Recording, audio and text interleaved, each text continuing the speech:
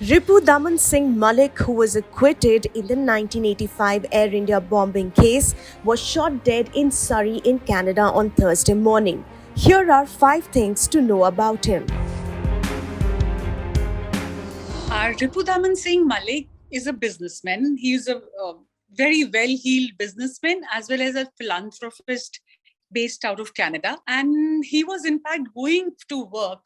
He used to every day drive down from Vancouver to Surrey, where he had this warehouse. So he had parked his car there. He was about to get out when a gunman with 2 pistols, a masked gunman, shot him dead. And in the usual fashion, later a burnt car was found a little away from the incident. So this is what happened around 9 on Thursday, 9 a.m. on Thursday. This was his usual routine. So what Ripudaman Malik is an Indian, migrated to Canada in 1972. I think, 1972. So he started off driving a cab, the usual manner. And then he started his business. He started an import business in which he used to get clothes made in India, Philippines, Thailand, China, and sell them there. So I think his company was called Pepilon Imports. And he also had a lot of real estate holdings, etc. In fact, he and his wife did extremely well.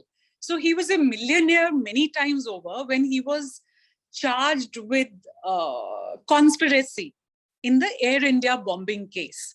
So an Air India flight crashed near the Irish coast in 1985, and 331 passengers, mostly Indian Canadians, traveling to India, were killed in the blast. So it was supposedly the handiwork of Babbar Khalsa, a militant group.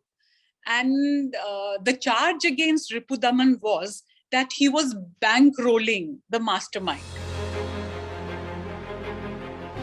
Even though he spent 4 years in prison, when he along with another person, Ajay Singh Bagri, were the co-accused in the case, and but they could not be convicted. They were not convicted.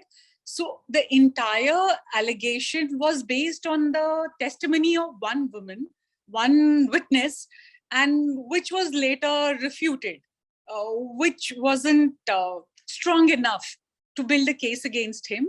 So after 4 years in prison, he was acquitted in 2005, and of these charges of conspiracy and of bankrolling this whole plot, this bomb blast plot.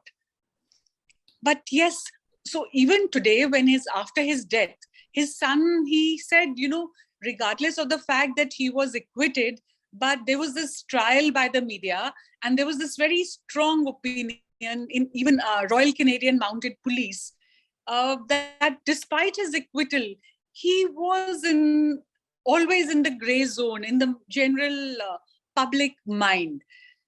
So he says, I hope that did not lead to this event, this killing. See, he was considered close to Talvinder Singh Parmar. Talvinder Singh Parmar he headed a faction of the Babbar Khalsa in Punjab. So, and he was considered the mastermind of the Kanishka bombing.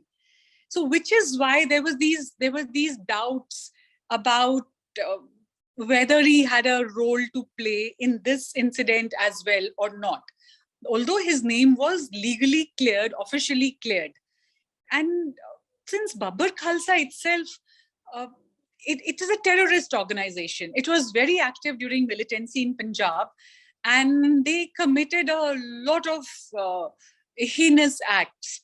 Talvinder Singh Parmar himself was killed by the Punjab police in 1992.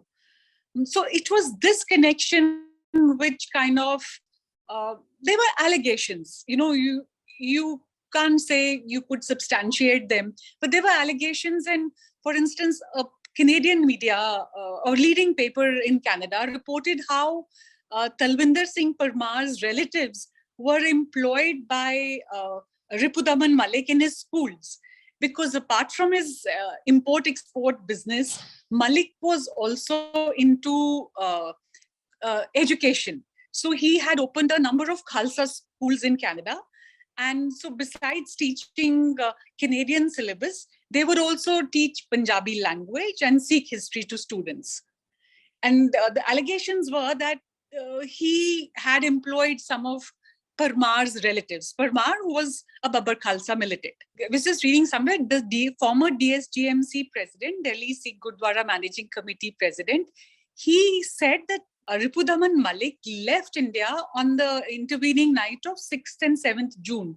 He was in India for about a fortnight, beginning May, and he traveled to Maharashtra, to, I think, Odisha, and he traveled to a couple of places. So this was his most recent visit. Before that, he came to India after 24 years in 2019. Because, after his name figured in the blast, he was blacklisted by the Indian government. So there was no way he could get a visa to come to India. So he came only in December 2019 after the BJP government, after the Modi government cleared his name from the blacklist. That was his second last visit to India. That was the time he came to the Golden Temple. It was in January, on January 17th this year, a month before the assembly elections in Punjab. He wrote a long letter of thanks to the Prime Minister. He thanked him for all his pro-Sikh initiatives, right from the government reopening the 1984 riots cases which had been closed, the reopening of the Kartarpur Sahib corridor, the way the government celebrated Guru Nanak's 500th anniversary. There was another commemoration of the Shahidi, of the martyrdom day of the sons of Guru Gobind Singh. So all of that, he in a very detailed letter, he thanked the Prime Minister for all these initiatives. And also, interestingly, he made an appeal to Sikhs living in Canada of, how there is a malicious campaign against the Prime Minister, which is ill-founded. I mean, he said, there is a lot of good Mr. Modi is doing for the Sikhs. And he hinted that there was a foreign power behind this, campaign against the Prime Minister. So after this, the BJP government, the party, they in fact carried his letter on their website and also a picture of Ripudaman Malik paying obeisance at the Golden Temple.